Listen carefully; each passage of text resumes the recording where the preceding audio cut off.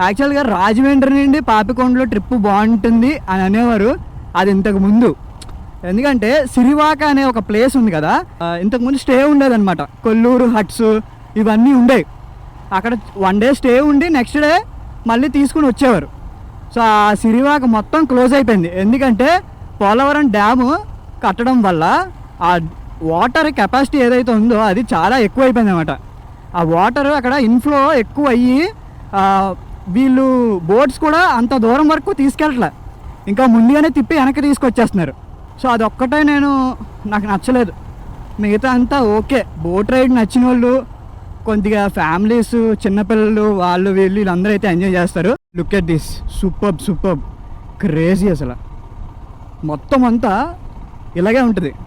ఈ రోడ్ అంతా ఇలా వెళ్తూ ఉంటుంది, పక్కనేమో ఇలా అంతా మంచి వ్యూస్ అయితే కనపడతాయి.